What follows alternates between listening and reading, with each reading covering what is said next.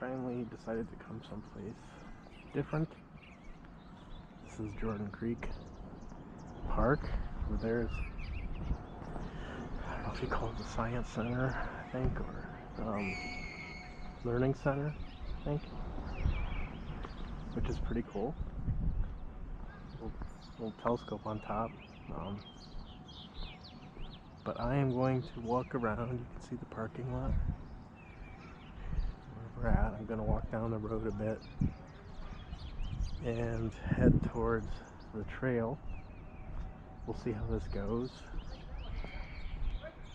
This is not a park I regularly come to, but one that I have been to many times before in the past. There are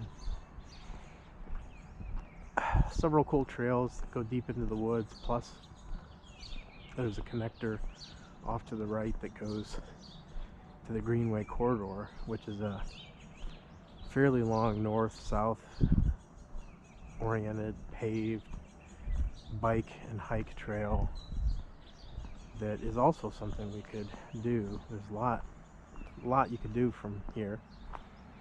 I think I will just move into the woods.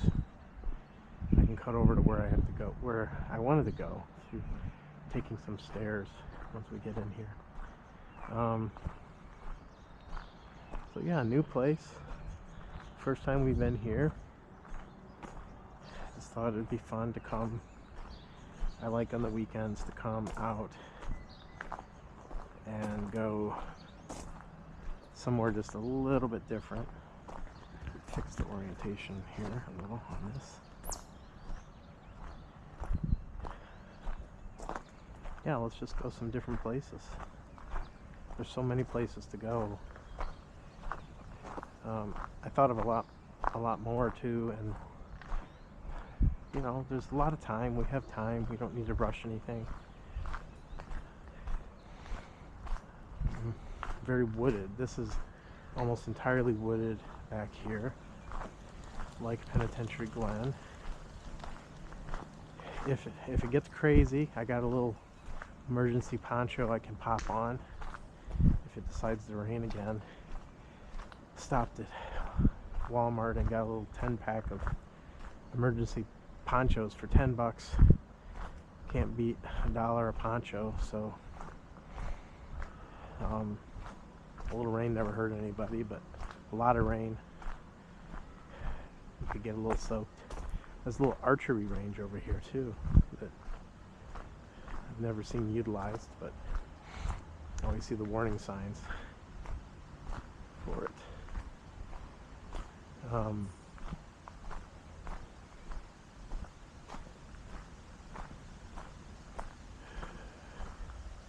Oh, actually, this is something, maybe they converted it now, or no, I think over there, some fossil hunter thing. Oh, okay, this is pretty cool, different thing. I don't know if I saw this before. Exploring some fossils. These are the stairs that we can take to get to the trails. This is a very cool vibe here. Foresty. There's a little river or creek or whatever you want to call it down here too, so a lot of cool things. So yeah, let's explore here today.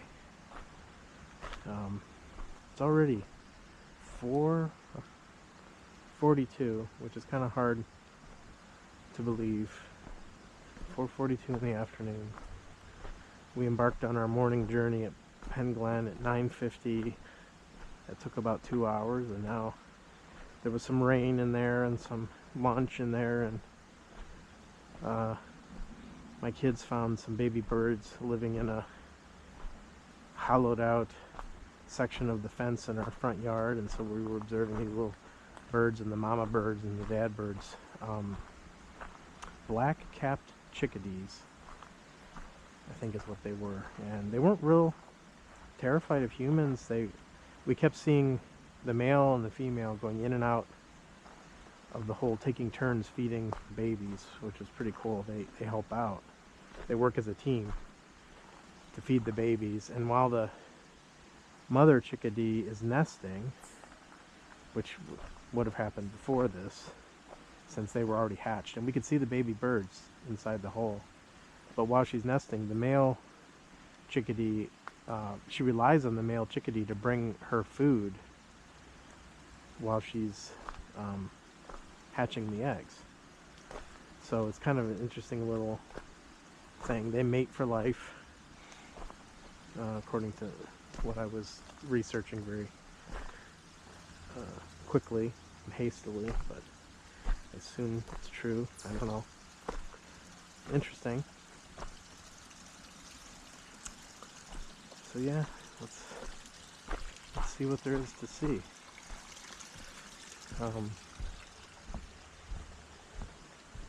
You know, places like this are really good to come and think or meditate or whatever you want to call this, or you know, whatever you want to do. I mean, obviously people come here for many different reasons, but there's something about nature that just opens up a different side of us, maybe the more deeply rooted primitive side of us. Primal, that's the word I was looking for. Primal side brings us back to our roots and reminds us of where we come from, which can be very conducive to exploration of the inner world, who we are. It's so important to know who we are. I mean, Socrates said, know thyself. And really all the wise teachers of the world have always sort of encouraged self-knowledge, self-understanding. Not learning from others, learning for ourselves who we are, requires time like this. Requires quiet moments of reflection. You can see the signs of the Greenway Corridor. Yeah, the trails, the environmental learning center, that was. And a cool little playground over there. A lot of things. This is kind of a apex for all these different trails. And this little creek down here. Arcola Creek? I'm not sure. So much water here. I think this is one thing that's very different about, you know, even though I have a love for Arizona, Sedona, Arizona, and Ojai, California, you know, they're more arid environments, a little more desolate, which is what I like. But you know, look at this place. I mean, look at all the water. There's a little waterfall there in the distance. Cute little place. Water everywhere here. Wet, raining, no shortage of water. Always flowing down the creeks, keeping everything clean and fresh and hydrated. Let's go deeper into the woods, deeper into our mind.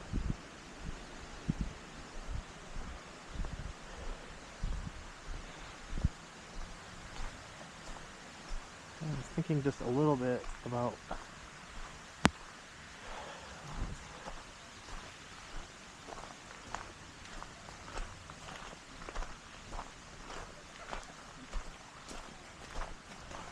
hi. Okay. I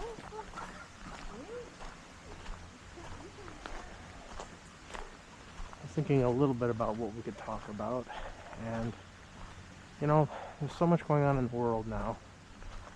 I think we would be amiss to not address world affairs. But I am not going to address anything directly because there's so much happening in the world. Take your pick as to, you know, which problem or cause or issue one might want to go into. And a lot of discussions people have these days focus on one or two of these issues. Sometimes people find a cause to believe in, right, and say, this is my cause. It could be the environment, climate, preservation of natural land. Recently there's been a push against AI data centers. A lot more, right? Obviously the immigration, politics, all that. I won't so much there. I won't bring all that in, but the point I was trying to make is you can either focus on one thing that you care a lot about, which you would call your cause, right, or your focus, and maybe you become involved in some kind of group with other people for that cause, and you take action, do whatever you need to do. It could be protesting, it could be raising money for a good cause, right? I often use that phrase, good cause. Remote research station. And that is what some people do. But it's important to go a little deeper than that, because when we see things we don't like in the world and we react to them, against them, for them, we have to really ask ourselves, are we acting, what place are we acting from? Are we acting, is our action driven by an orderly mind or a disorderly mind? And I think that's very important to understand, because any action by a disorderly mind will only lead to more disorder, whereas action from an orderly mind is almost by its very definition orderly and will not contribute to the disorder of the world. And that's a bold statement that we could go into, but what it's really saying is you need to know yourself first, in and out, completely understand the nature and structure of thought and thinking, and what comes of that versus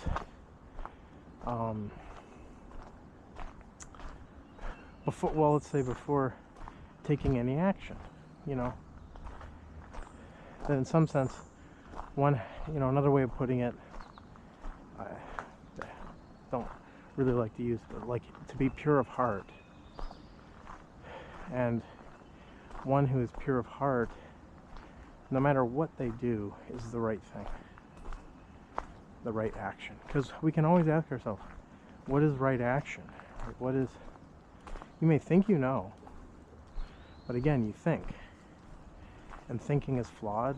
We've gone into this. So anything you think may not be true. So we have to be very careful of taking action or reacting to things in this world, unless in some sense we're sure that that action will not lead to more disorder. Sometimes the things we do to try to fix a problem only makes the problem worse. And this is what politicians and, other people of influence in the world are already doing all the time. There's organizations set up against things, for things, and what does that say about our society? What's the state of our society, given that there's so much conflict, right? Because every organization has its anti-organization, the one opposing it. Or an organization is created for some purpose, and then to either react against something, you know, that's seen as harmful. Let's say the Cancer Society of America, right? You know, cancer is the bad thing, and they are trying to do good, fight against cancer, whatever it is.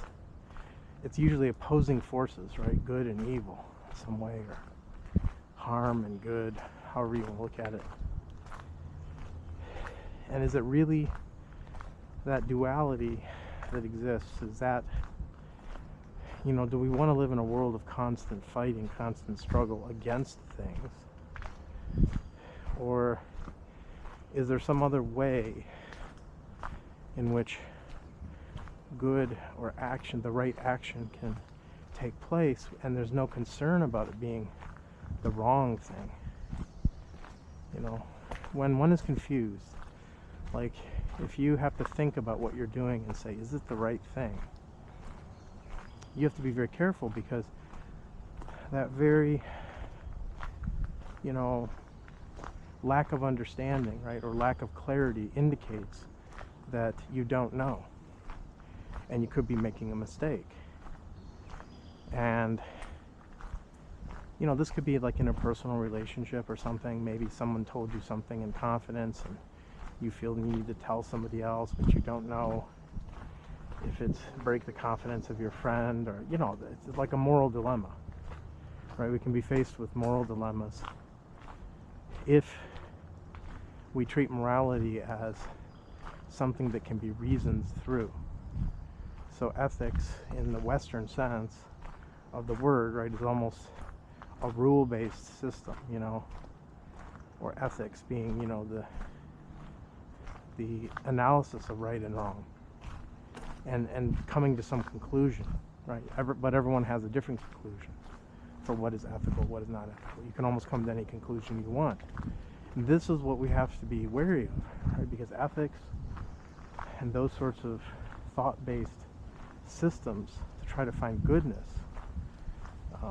religions do it too, right? Define good and evil in certain very black and white terms, and this is good, this is evil, these are the commandments, these are, thou shalt do this, thou shalt not do that. And then life becomes a rule-based process, a mechanical rule-based process. And instead of every situation presenting itself sort of as a unique, different situation, that one should use intelligence to understand the situation rather than trying to relate it to which rule applies here, which ethical law applies in this circumstance, right, which is the thinking mind. Is there a way, or is there action that is driven by, let's call it love, right? Love can be this, you know, it's a misused word, but action that doesn't come from thought, we could say can come from love. And without understanding what that is or what that means, it really doesn't mean a whole lot. It's just a word. A misused word, a misunderstood word that's been dragged through the mud and can mean so many things that it almost becomes meaningless. But in the purest sense of the word, I think everyone has some understanding of what love could be in its purest form, and not in its corrupted form. But I think what I was getting at originally is, when one is considering action in this corrupt world, that one should take a pause and say, before taking action in this world, I want to understand myself. Let's keep it really simple. I want to understand myself and what kind of conflict is going on inside me. Fully understand that before I even take one step in this world.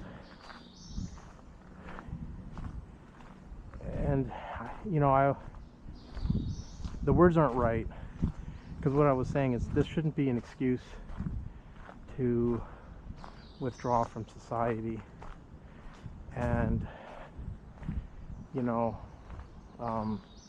say, well, I don't know, I'll never know, let me go live in a cave for 20 years and then I'll figure myself out and then I'll come back and be ready. That's not what I'm saying, but it can seem like that's what I'm saying. But what I'm saying is, you must know yourself. The conflict within you must end before conflict in the world can end. This is another way of putting it. Another way to say it is, the conflict in the world is caused by the conflict within us. And we may think we can change the outside world, resolve some outer conflict. Do that without resolving the inner conflict, it's never going to be resolved, because the outside world is a reflection of the inside world. And if the inside world is corrupt and full of conflict within us, then we can't fix the outside world, right? It just makes sense. We're just projecting our inner conflict into the outer world and contributing to the problems. So this is what I said by a disorderly mind will only add to disorder in the world when it acts. It has to, because that's what a disorderly mind does. It is disorderly. So then we have to understand what is disorder, and that is our life as it currently stands, and that the thoughts we have, that our world, our action is, we put so much weight into this thought-based approach, this analytical approach to problem solving, that everything we do is sort of based in that. We think it's right, when in fact it is disorderly, because it doesn't come from the right place. And you know, that is why understanding ourselves is so important. So once we realize, say through this process of understanding and dialogue, we come say, okay, I see what you're saying. I'll play devil's advocate here. You know, that I have a lot of problems in my own life. And actually Jesus said something similar about getting the speck out of your own eye. No, get the log out of your own eye before you try to remove the speck out of someone else's eye. That is what we're saying. I mean, you know, in the Christian tradition, that would be, that wisdom is encapsulated there. Meaning you need to be pure of heart before you can possibly judge another person, which you shouldn't do anyways, but like, you can't do it if you yourself are corrupt or damaged goods, you know? So you have to be, I'm thinking of something else Jesus said, that you can't pour new wine into old wineskin, which again is the vessel, you know, you are the wineskin, right? And if you are old and raggedy and full of holes, then anything poured into it's just going to leak right out, and it won't work. So really, all these different traditions, right? And you don't have to go to the traditions, but I'm making the relationship just so you know that this isn't something new. It is new if you think of it. It is new if you go into it. Everything is new in the moment. But this concept or idea of purifying yourself in some sense first before taking any action is very important, because it's really what's wrong with this world. We have so much fighting on both sides. You know, let's just take politics. Let's just take the common one that we have here, liberals versus conservatives, right? Without attempting to define what either of those means, they've become labels that people use against each other to divide and then hate the other side and then argue and cast memes at each other in a very hateful way, and this is how we behave. Is that going to fix things? Is society, the problems we have in society, are they going to be solved if one side wins and the other side loses? And I've been around long enough to see the pendulum of politics swing back and forth so many times that the futility of it has become evidently clear to me. That when, I had that thought or belief, right? There's a belief there. You believe that if your politician, your favorite politician, gets elected, everything will be better, everything will be normal. And then they get elected, and then they're opposed by the other side, right? So they have all this hate cast at them from whoever it is. So there's immediate conflict. Because like if half the country believes one way and half the country believes another way, and then the one half gets what they want, well then that means the other half isn't getting what they want, and then there's constant conflict, and this back and forth between the winners and the losers, that's like a pendulum swinging, and it never stops, right? There's never a fixed point there where everyone's happy, like everyone's at peace, because you're setting up conflict. The division between the sides creates the conflict, which is inevitable as long as that division is there. So as long as we divide ourselves up into liberals and conservatives, or take your pick at whichever labels we use, there cannot be peace. Conflict naturally arises with division. So that's not the solution. The solution isn't my side needs to win. Like, it's a temporary balm, and there may be things going on right now where we say, yes, but it would end this and it would end that and whatever. Yes, but it'll come back. Look at how things have swung since. We could go way back to Obama, Bush, how many presidents have we had? Biden, Trump. It has gone back and forth, back and forth, back and forth. It doesn't settle down, right? And that's going to continue as long as we have divisions. And if we don't understand what the bigger, deeper problem is, this will never get resolved. But yet, people, they're more. So, people like having an enemy, right? Because it's easy to cast aspersions at the enemy. It's harder to solve the actual problem in society, to actually come up with solutions, right? It's easy to just say, it's that person's fault. Every day just, find something to say, something negative to focus on. And but it becomes just a ritual, a meaningless, doesn't solve any purpose. It isn't helping the world be a better place. It's contributing to the chaos. So if we want to find meaningful solutions to the problems that we have in society and in the world, that isn't working. That's not the way. Should be obvious, should be clear. But so many people are caught up in that because it feels good a lot of times, right, to fight. We don't want to stop fighting, honestly. We like the fight.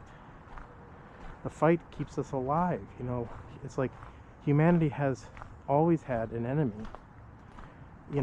Tribes have fought against tribes, and as long as we've divided ourselves into my tribe, your tribe, my family, your family, my country, your country, my religion, your religion, like, we have had a reason to fight.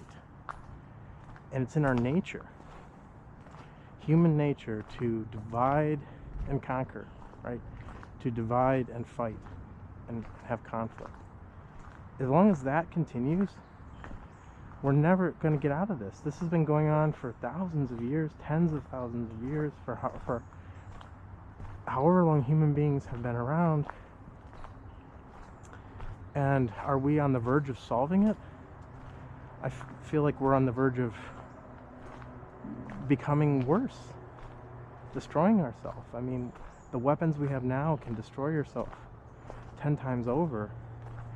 And these are in the hands of people who are just as barbaric, so to speak, as the tribes that would beat each other over the heads with clubs. But now they have bigger clubs as a result of human thought, by the way. The cunning mind, that cunning, ingenious monkey mind that we have, that has allowed us to build more efficient weapons of destruction. We used to kill people with a club or our hands, and now, my goodness, we could kill millions of people in one blow. How efficient we've become, all thanks to thought. Do we see the harm that thought has brought us? Thought has created these weapons. Thought has done that. So, and it's not good thought, bad thought, right? It is thinking. People rationalize it, right? People say there's an enemy, you have to do what's right for your country, build these weapons, the atom bomb that was built, to end, as the war to end all wars, which didn't work. And, we have just endlessly fought, and our wars are just getting more global. And don't we just see the ridiculousness and the silliness of this? And it needs to end. But it's not going to end through more conflict and division. And this is what needs to be seen, right? Is that as long as we divide ourselves in the ways that we do in self, we contribute to the conflict in the world. So you may think you're doing a good thing by opposing something that you see as bad, but you're simply adding to the conflict. So how do we end conflict? Right? Because what needs to happen is conflict needs to end. And not strive for, so we have to understand what the cause of something, right? What's the cause of conflict? Because as we understand the cause of something, there is a hope for curing it by removing the cause. So again, if you think about the cause of conflict is division, right? So you can examine that. Is that true? Well, yeah, of course it's true. But still, don't take my word for it. It's true to me, because it's as evident as the trees in front of me, that as soon as you divide anything, you create two of something, right? Like the division, and then of course there's conflict, because there's, A and B, there's A, and then there's not A, and then B is B and not B. So that you create that division is conflict by its very nature. The act of dividing is conflict. So remove divisions, right? You want to end conflict, end the divisions, end the separation between me and you, between us and them, nationalism, the separation between nations, the separation due to different religious beliefs, different skin colors, different races, country of origin, are all ways we divide each other. End it. There's no process to ending it, right? Because you see that that's true, so just as you see the tree in front of you, and the seeing is the ending. If you see that, if you see the truth of it, not work your way towards it, or I'll ponder that and give it some thought and see. You either see it or you don't see it. If you don't see it, nothing ever changes. Conflict continues. You see it, there's an immediate insight and transformation of the mind, and conflict is over. Right then and there. And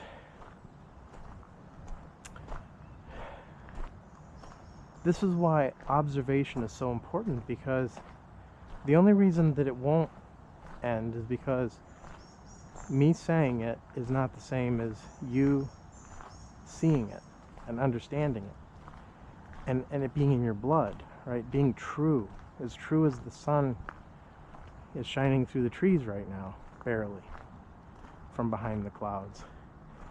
That truth, you see it, you don't question whether the sun is there or not there. You see the sun is there, and you don't question. It's no longer a belief or a theory, right? We can have theories for ending conflict, or certain ideologies, but it doesn't require any of that.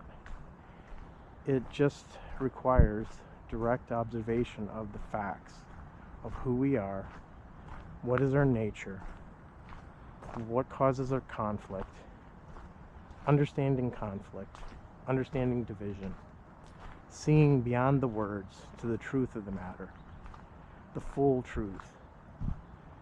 And this can transform a person, right? This can transform consciousness.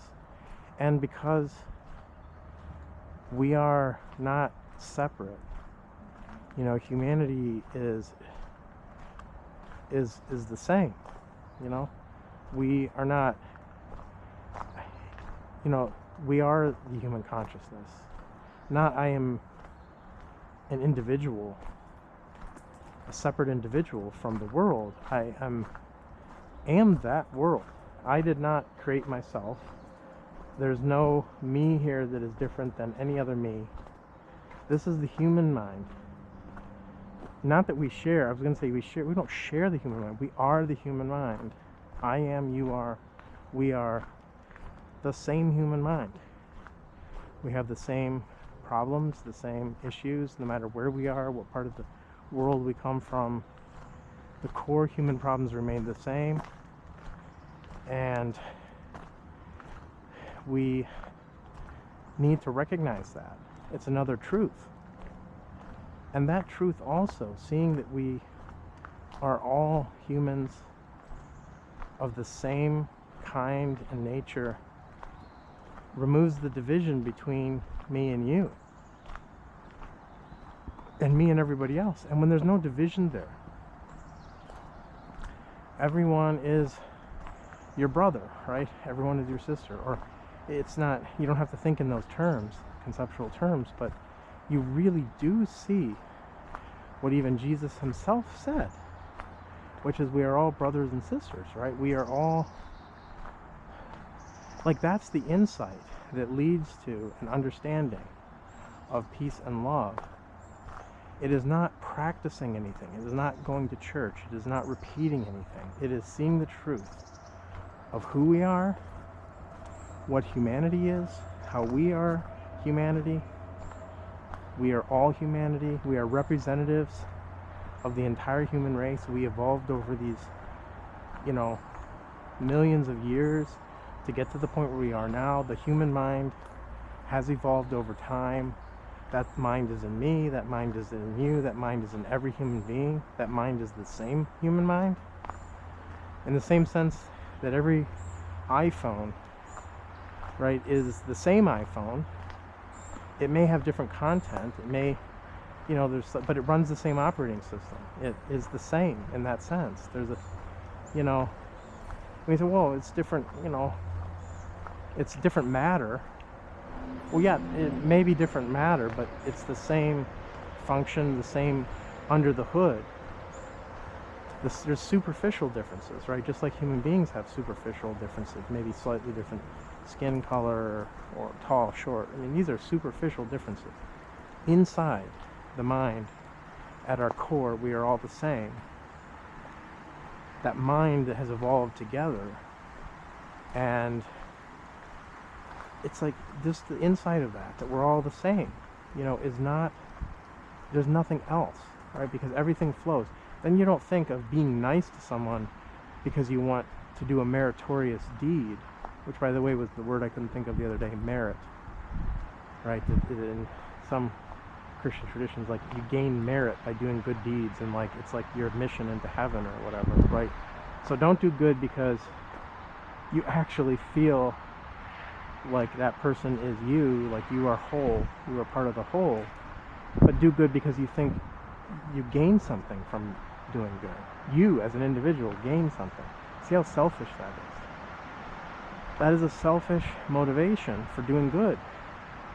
And there's no need for that concept or that idea. If you just see truth, then goodness flows from it as immediately. There isn't any, you know, if you see that the divisions are creating conflict, that we are all humanity, that I am the world.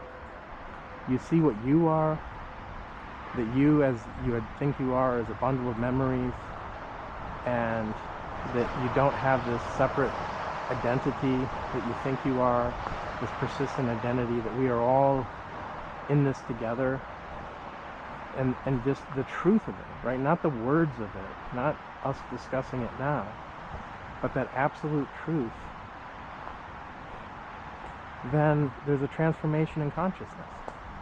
Not your mind is transformed, because your mind, there is no your. The mind, the human mind, undergoes a transformation in consciousness. And that isn't just you, that's the human mind, which is all, like, entirely. And if the human mind were to transform, then there might be some chance for peace in this world. Conflict may end. And this isn't to set things up and say, okay, there's, now I have an ideal utopian society and all this. You can get lost completely if you take the words as the truth and not observe the truth for yourself. So at every step of the way, it's important to not keep this in mind, but just forget the words and truth.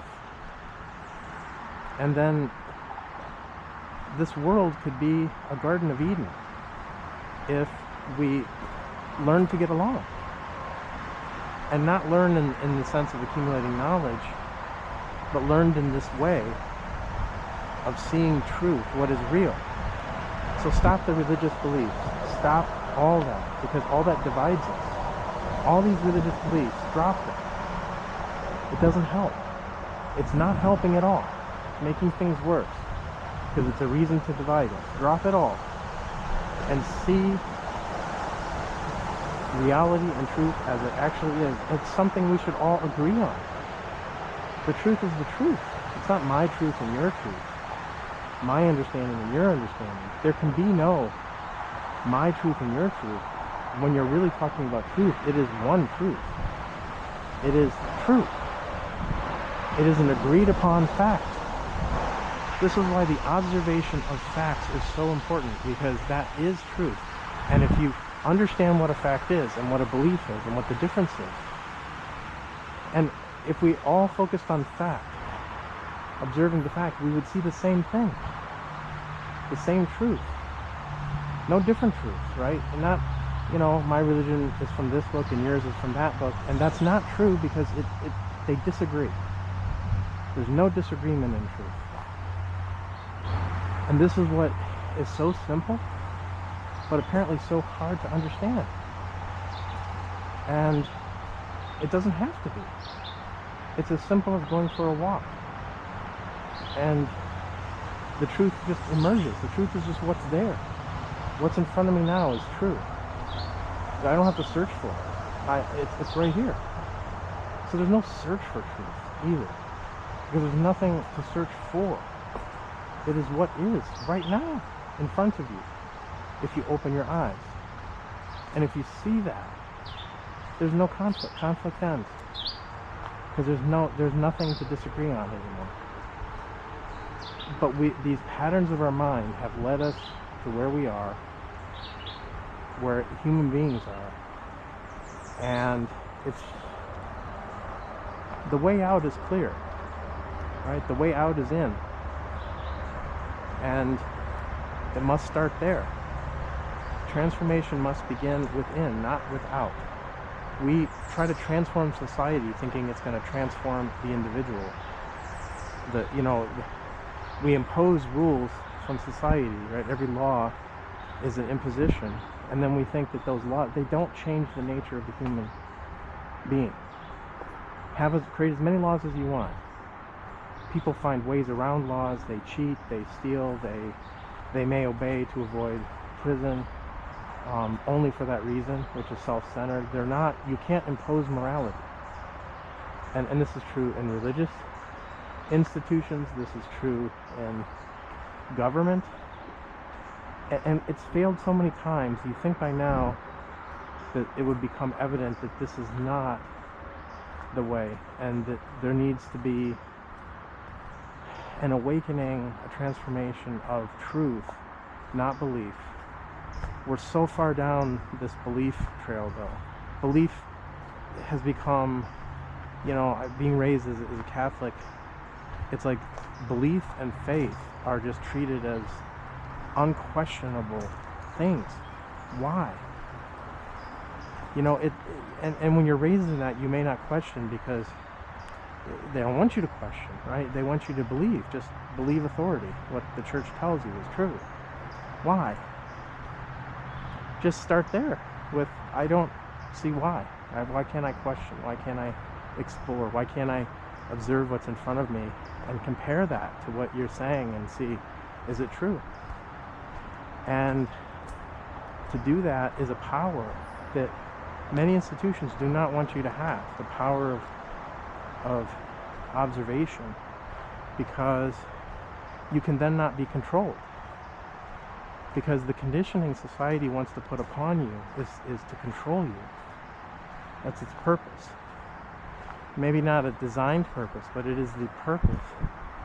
Is society has rules and conditioning and to mold you into a perfect little citizen, right? And especially with nations at war against each other, you can't see yourself as the same as that person from another nation, because then why would you fight them?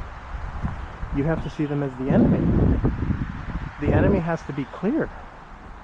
If it's not clear, how can they expect you to put down your life for something that isn't important?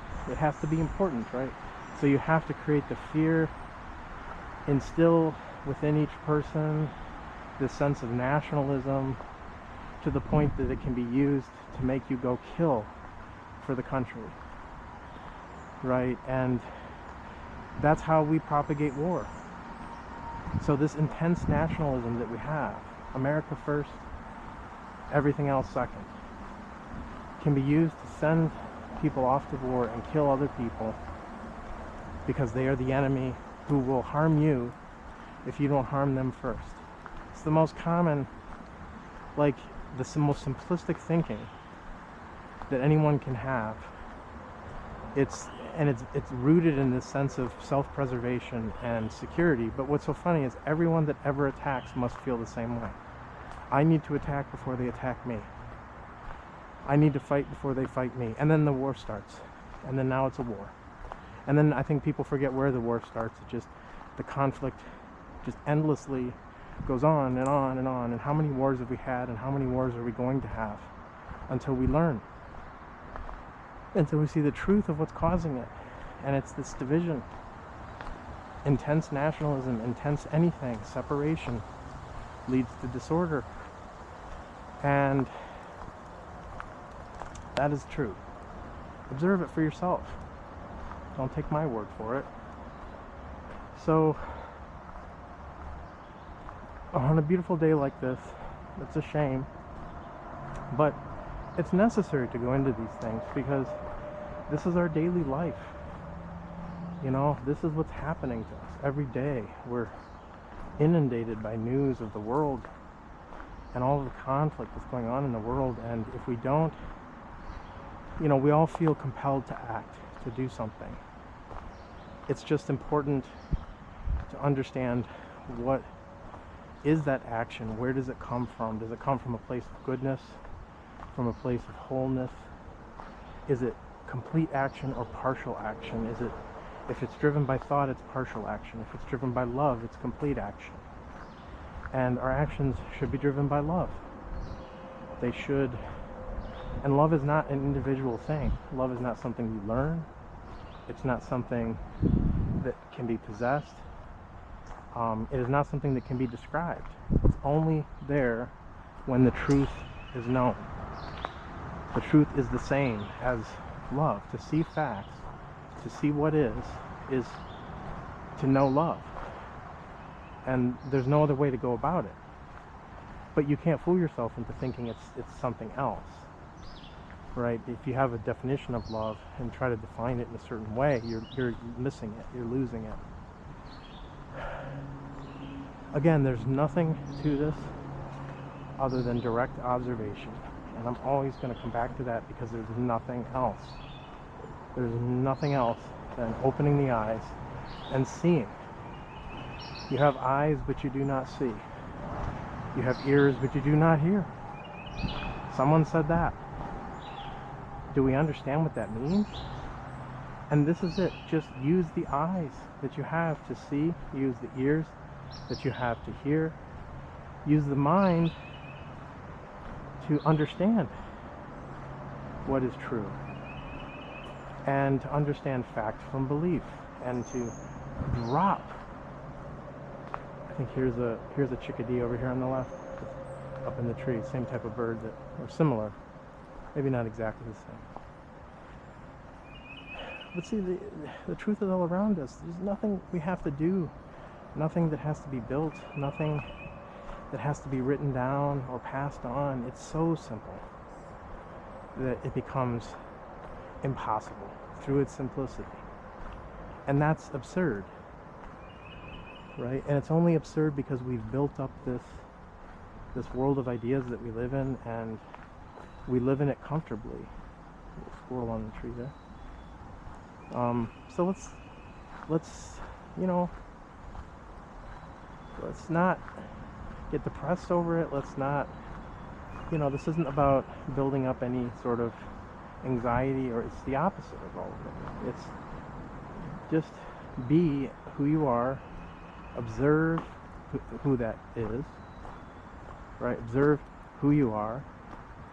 In the observation, there may be a transformation, Seeing something can cause a change, right? Seeing the truth can lead to action directly, not indirectly. And we're so used to indirect action, which is I see something, I process it with my mind, I think, I formulate what I'm going to do, and then I act. Whereas truth acts directly. There's no intermediary, there's no need for thought. When truth is there, truth acts directly. And if you see the truth and are not fooled into the illusions that are presented to you in the world, then so that's it. I don't know where, there's no conclusion. We can't conclude anything after a discussion like this. We can only discuss, and then the mind is left to ponder, to observe, and not get lost in all these ideas, right? So to return in some sense to what's around us now in this world, right? We even this discussion can be lost in ideas and not see what's in front of us. But sometimes it's a necessary step. I don't want to say step because that makes it a process, but again, this is just recording this process of inquiry, and on a beautiful day in a beautiful place, Jordon Creek Park, and here we are at a little fence, a little vista, and we're coming back around here. I think this takes us back to the nature center, or to the environmental learning center, right? Seeds of change. It's a very appropriate thing on this sign. In some sense, can we be seeds of change? And true change, true transformation.